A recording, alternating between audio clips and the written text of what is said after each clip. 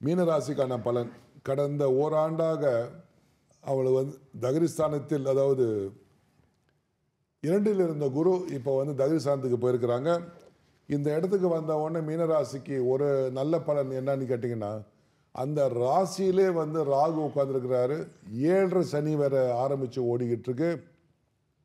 இதில் பதற்றமாக இருந்தவங்க இந்த பெயர்ச்சியில் பதற்றம் நீங்கும்.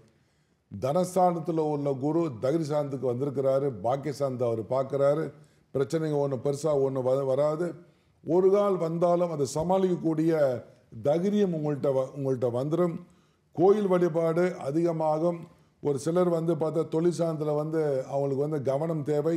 பிரச்சனை வர வாய்ப்பு உண்டு. யாத்திரை பயணங்கள் மேற்கொள்வீர்கள். குரு வழிபாடு மேலோங்கும். அதனால் நீங்கள் தாராளமாக போயிட்டு வரலாம். பொருளாதார பற்றாக்குறை ஏற்படும். செலவுகளை கட்டுப்படுத்த வேண்டும். அவசியமான செலவுகளை நீங்கள் மேற்கொள்ளலாம். சிக்கனத்தை கடைபிடிங்க. ஒரு சிலருக்கு பகுதி நேர தொழிலில் அதிகமான சம்பளம் வரத்துக்கு வாய்ப்பு இருக்குது. அகால உணவு, அதாவது காலம் தவறிய உணவு நீங்கள் சாப்பிட்றதுனால உங்களுக்கு என்ன ஆகும் அப்படின்னு கேட்டிங்கன்னு சொன்னால் கெஸ்ட்ரிக் வரதுக்கு வாய்ப்பு இருக்குது. அகால உணவு நல்லா இருக்கு அந்த வார்த்தை. காலம் அகாலம், அகால உணவு, அகால உணவு. அதனால் கெஸ்ட்ரிக் வரலாம். இதெல்லாம் சொந்த காசில் சூனி வைக்கிறேன்னு சொல்கிறோமா, இல்லை அதில் வர பிரச்சனை. அதனால் டைமோட சாப்பிட்றது மிக சிறப்பு. மாணவர்களுக்கு விடாமுயற்சி அவசியம் இந்த காலகட்டத்தில்.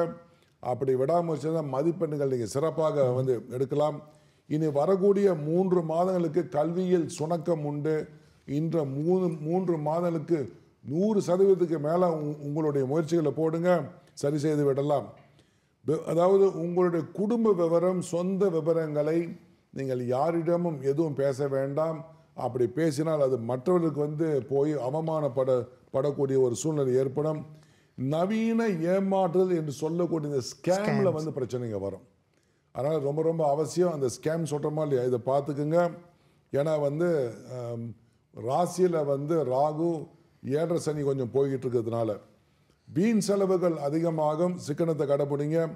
அரசியல்வாதிகள் திட்டமிட்டு அந்த காரியங்களை செய்தால் நிச்சயமாக வெற்றி அடையலாம்.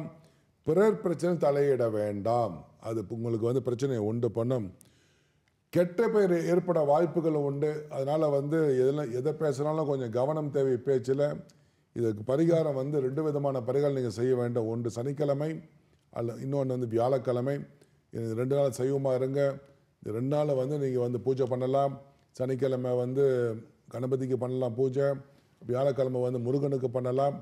எனக்கு இதெல்லாம் வேண்டாம், நான் என்னுடைய சாமி தான் நான் கூப்பிடுறேன், அதே போல் செய்யலாம். ஒன்றும் பிரச்சனை இல்லை.